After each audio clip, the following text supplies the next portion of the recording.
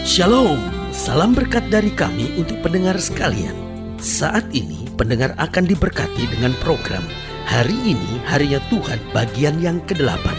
Sebuah program rohani tentang doktrin Alkitab yang menolong kita untuk semakin tertanam dalam kebenaran firman dan bertumbuh dalam kemuliaan. Bersama hambanya, Pendeta Gilbert Lumoeno, STH. Banyak orang merasa doktrin Alkitab sebagai sesuatu yang membingungkan. Tetapi tahukah saudara bahwa doktrin Alkitab intinya adalah memahami Alkitab dengan benar, dengan pemahaman yang sistematis, sehingga kita terus dapat tertanam di dalam kebenaran firman, sehingga kita terus bertumbuh di dalam kemuliaan Allah. Buka hati saudara sekalian untuk menerima berkat-berkat firman-Nya hari ini. Kebijaksanaan dalam kehidupan ini akan sangat menentukan masa depan. Karena saya pelajari bahwa orang-orang yang bijaksana, yang pertama, dapat keluar dari pergumulannya. Berarti kita harus jelas di sini bahwa orang-orang bijaksana bukan berarti dia nggak punya masalah, bukan berarti dia nggak menghadapi persoalan, bukan berarti dia tidak menghadapi pergumulan, bahkan bukan berarti dia tidak menghadapi pergumulan yang berat. Dia tetap menghadapi pergumulan. Orang-orang yang bijaksana tetap menghadapi persoalan. Orang-orang bijaksana tetap menghadapi tantangan-tantangan dalam hidupnya. Tetapi orang-orang bijaksana dapat keluar sebagai pemenang dalam tiap-tiap pergumulan kehidupannya. Karena orang-orang bijaksana tidak mengandalkan kekuatannya sendiri. Orang-orang bijaksana tidak cepat putus asa. Tetapi orang-orang bijaksana akan berjuang terus mengandalkan hikmat Tuhan dan melihat kemuliaan Tuhan dinyatakan. Haleluya. Yang kedua, mengapa orang-orang bijaksana sangat melihat hari depan yang penuh harapan? Karena yang kedua, saya pelajari orang-orang bijaksana dapat berdamai dengan semua orang. Karena itu kebijaksanaan sangat menentukan kehidupan masa depan seseorang. Orang-orang bijaksana tidak mencari musuh. Orang-orang bijaksana dapat berdamai bahkan dengan semua musuhnya, karena dia tetap memberkati orang-orang yang memusuhi dia. Saudaraku yang kasih dalam Tuhan, kita tidak bisa pungkiri dalam hidup ini ada saja orang-orang yang tidak suka dengan kita, ada saja orang-orang yang memusuhi kita. Tetapi kalau hati kita bijaksana, kita tidak mau mencari musuh. Kita berdamai dengan semua orang. Kita berdamai dengan orang-orang yang berada di dekat kita. Kita berdamai dengan orang-orang yang jauh dengan kita. Bahkan kita berdamai dengan orang-orang yang merancangkan yang jahat buat kita. Karena kita percaya manusia boleh mereka-rekakan yang jahat, tetapi Allah tetap mereka-rekakannya untuk kebaikan. Haleluya. Dan yang ketiga saya pelajari, orang-orang bijaksana dapat selalu bersukacita dalam segala keadaan. Bukankah kita mengerti sukacita mendatangkan kekuatan, sukacita menghadirkan suasana sorga dalam hidup kita, sukacita membawa kita makin dekat dengan Tuhan, dan sukacita menghancurkan setiap pekerjaan iblis. Kenapa? Iblis paling gak suka kita sukacita, karena dalam sukacita kita merusak segala yang dikerjakan oleh iblis. Dalam sukacita kita mengakui apa saja yang Tuhan kerjakan itu yang terbaik buat saya. Haleluya. Dan yang keempat saya pelajari, kebijaksanaan menentukan masa depan seseorang. Kenapa? Karena orang yang bijaksana dapat memahami rencana Tuhan dalam segala situasi, sehingga dia tidak bersungut-sungut, dia tidak menyerah, dia tidak putus asa, tetapi dia mengerti ada rencana Tuhan di balik semuanya. Karena buat orang-orang bijaksana, firman Tuhan Roma 8 ayat 28 itu nyata bahwa Allah turut bekerja dalam segala perkara untuk mendatangkan kebaikan bagi setiap orang yang mengasihi Dia. Haleluya. Selamat datang dalam program kita hari ini, Harinya Tuhan, sebuah program rohani yang kembali mengingatkan kepada kita betapa pentingnya kita menjadikan firman Tuhan sebagai dasar keseharian hidup kita. Karena selama kita menjadikan firman Tuhan sebagai dasar keseharian hidup kita, langkah-langkah ke depan kita penuh dengan kepastian, kemenangan, berkat, mujizat, dan perkara-perkara besar. Haleluya.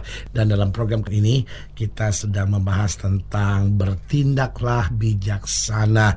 Karena saudaraku yang kasih dalam Tuhan, seringkali masalah kita menjadi berat, seringkali persoalan kita menjadi rumit karena kita kurang bijaksana. Tetapi kalau kita bertindak dengan bijaksana, kita akan selalu melihat hal-hal yang baik dalam hidup kita. Haleluya. Nah, saudaraku yang kasih dalam Tuhan, dalam pembahasan tentang bertindaklah bijaksana, kita mau sama-sama belajar dari 1 Raja-Raja pasal 2. 1 Raja-Raja pasal 2 ayat yang pertama sampai ayat yang ke-12.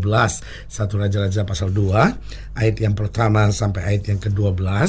Itu akan kita pelajari hari ini di bawah judul perikop pesan Daud yang terakhir sebelum meninggal. 1 Raja-Raja pasal 2 ayat 1 sampai ayat yang ke-12. Demikianlah firman Tuhan. Ketika saat kematian Daud mendekat, ia berpesan kepada Salomo anaknya, "Aku ini akan menempuh jalan segala yang fana, maka kuatkanlah hatimu dan berlakulah seperti laki-laki. Lakukanlah kewajibanmu dengan setia terhadap Tuhan Allahmu, dengan hidup menurut jalan yang ditunjukkannya, dan dengan tetap mengikuti segala ketetapannya, perintah, peraturan, dan ketentuannya, seperti yang tertulis dalam hukum Musa, supaya engkau beruntung dalam segala yang kau lakukan dan dalam segala yang kau tuju. Dan supaya Tuhan menepati janji yang diucapkannya tentang aku, yakni jika anak-anakmu laki-laki tetap hidup di hadapanku dengan setia, dengan segenap hati, dan dengan segenap jiwa, maka keturunanmu tak akan terputus dari tahta kerajaan Israel. Dan lagi engkau pun mengetahui apa yang dilakukan kepadaku oleh Yoab, anak Seruya, apa yang dilakukannya kepada kedua panglima Israel, yakni Abner bin Ner dan Amasa bin Yeter. Ia membunuh mereka dan menumpahkan darah dalam segala damai, seakan-akan ada perang, sehingga sabuk pinggangnya dan kasut kakinya berlumuran darah. Maka bertindaklah dengan bijaksana." Perhatikan nasihat Daud kepada Salomo, bertindaklah dengan bijaksana, dan janganlah biarkan yang ubanan itu turun dengan selamat ke dalam dunia orang mati. Tetapi kepada anak-anak Barzilai orang Gilead itu haruslah kau tunjukkan kemurahan hati. Biarlah mereka termasuk golongan yang mendapat makanan dari mejamu, sebab mereka pun menunjukkan kesetiaannya dengan menyambut aku pada waktu aku melarikan diri dari depan kakakmu Absalom. Juga masih ada padamu Simei bin Gera orang Benyamin dari Bahurim. Dialah yang mengutuki aku dengan kutuk yang kejam pada waktu aku pergi ke Mahanaim. Tetapi kemudian ia datang menyongsong aku di sungai Yordan, dan aku telah bersumpah kepadanya demi Tuhan, takkan kubunuh engkau dengan pedang. Sekarang janganlah bebaskan dia dari hukuman, sebab engkau seorang yang bijaksana dan tahu apa yang harus kau lakukan kepadanya untuk membuat yang ubanan itu turun dengan berdarah ke dalam dunia orang mati." Kemudian Daud mendapat perhentian bersama-sama nenek moyangnya, dan ia dikuburkan di kota Daud. Dan Daud memerintah orang Israel selama 40 tahun di Hebron. Ia memerintah 7 tahun, dan di Yerusalem ia memerintah 33 tahun. Salomo duduk di atas tahta Daud ayahnya, dan kerajaannya sangat kokoh. Kenapa kerajaannya sangat kokoh? Karena dia ikuti nasihat ayahnya, bertindaklah bijaksana. Nah, saudaraku yang kasih dalam Tuhan, indah sekali mendengar kalimat itu, bertindaklah bijaksana. Dan saya percaya setiap kita punya kerinduan, Tuhan, saya mau bijaksana. Kalau saya pemimpin, saya harus jadi pemimpin yang bijaksana. Kalau saya seorang pedagang, saya harus jadi pedagang yang bijaksana. Kalau saya seorang bisnismen, saya harus jadi bisnismen yang bijaksana. Kalau saya suami, saya harus jadi suami yang bijaksana. Kalau saya istri, saya harus jadi istri yang bijaksana. Saudaraku, kita semua rindu menjadi orang-orang yang bijaksana. Tetapi pertanyaannya, bagaimana kita dapat hidup bijaksana? Ini yang sangat penting. Saya pelajari ada beberapa langkah supaya kita dapat hidup bijaksana. Yang pertama, kita harus hidup takut akan Tuhan. Saudaraku yang kasih dalam Tuhan, takut akan Tuhan adalah permulaan kebijaksanaan.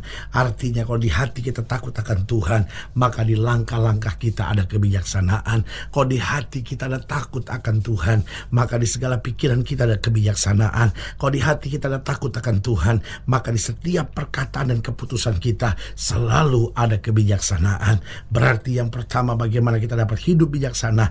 Milikilah hati yang takut akan Tuhan.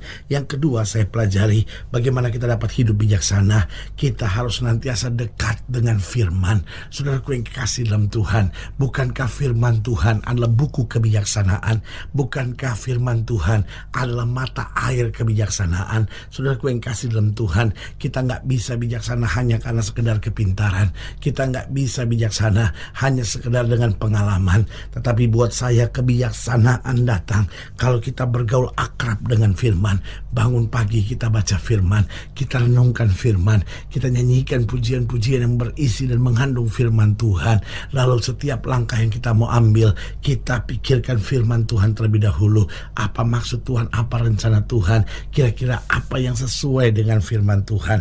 Ketika kita jadikan firman Tuhan bagian yang tak terpisahkan dalam hidup kita, maka yang terjadi adalah kita hidup dalam kebijaksanaan. Jangan jauh dari firman Tuhan, tetapi hidup selalu dalam firman Tuhan. Walaupun sehari hari kita hanya baca satu ayat, renungkan, hafalkan, ucapkan lagi, lalu biarkan itu menguasai hati dan pikiran kita. Saya percaya kebijaksanaan akan senantiasa menyertai kita. Haleluya.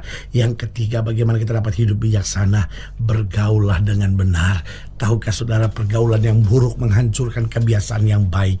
Kita meskipun mengasihi Tuhan, tapi kalau pergaulan kita buruk, maka apa yang terjadi? Kita jauh dari kebijaksanaan. Karena kebijaksanaan juga dipengaruhi dengan apa yang biasa kita dengar, apa yang biasa kita katakan, apa yang biasa kita kerjakan. Itu akan mempengaruhi kebijaksanaan kita. Karena itu bergaulah dengan benar, bergaulah dengan orang-orang yang membangkitkan iman kita, yang menguatkan keyakinan iman percaya kita, yang mengingatkan kita akan selalu firman Tuhan. Karena itu saudaraku yang kasih dalam Tuhan, kalau kita mau bijaksana, kita tidak bisa jauh dari ibadah, kita tidak bisa jauh dari pelayanan. Karena itu pergaulan-pergaulan yang baik yang akan menuntun kita pada kehendak Allah. Yang keempat, saya pelajari bagaimana kita dapat hidup bijaksana. Kita harus selalu menjaga hati, karena hati itulah pusat kebijaksanaan. Kalau hati kita tidak ada iri, tidak ada benci, tidak ada dengki, tidak ada kedendaman, maka kita jaga terus hati kita, supaya di hati kita mengalir kasih, di hati kita mengalir ketulusan, di hati kita mengalir sukacita, di hati kita mengalir kebenaran. Maka akan keluar kebijaksanaan yang luar biasa dalam langkah-langkah kita. Saudaraku yang kasih dalam Tuhan, baiklah kita menjadi bijaksana, bukan karena kemampuan kita, tapi karena tuntunan Roh Kudus senantiasa. Haleluya. Nah, saudaraku yang kasih dalam Tuhan, jika sedang dilayani lebih jauh, hubungi kami melalui telepon, hubungi kami melalui surat, kunjungi website kami, karena kami ada untuk membawa Bapak Ibu sudah senantiasa lebih dekat pada Tuhan dan mengalami kasih kuasa mujizat yang luar biasa. Haleluya. Secara khusus melalui program ini juga saya mau berdoa buat setiap saudara yang sakit, setiap saudara yang berbeban berat, karena saya percaya bahwa bagi Allah tidak ada perkara yang mustahil. Nah, saudara-saudara yang ingin didoakan secara khusus, boleh taruh tangan kanan saudara di dada, dan kita akan berdoa. Mari kita berdoa.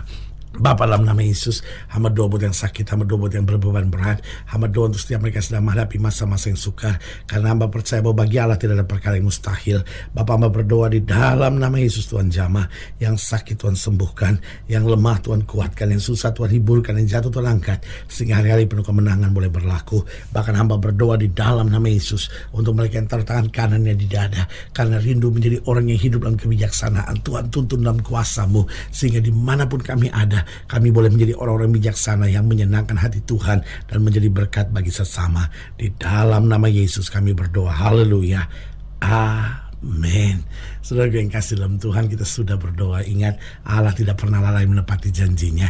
Inilah saatnya buat kita untuk bangkit, bersemangat, bersukacita dalam menghadapi segala perkara. Karena kita tahu Yesus hidup, Yesus berkuasa, dan selalu menyediakan yang terbaik buat anak-anaknya. Doa saya menyertai saudara. Sampai berjumpa pada program berikut, dan jangan lupa, jadikan hari ini harinya Tuhan. Haleluya.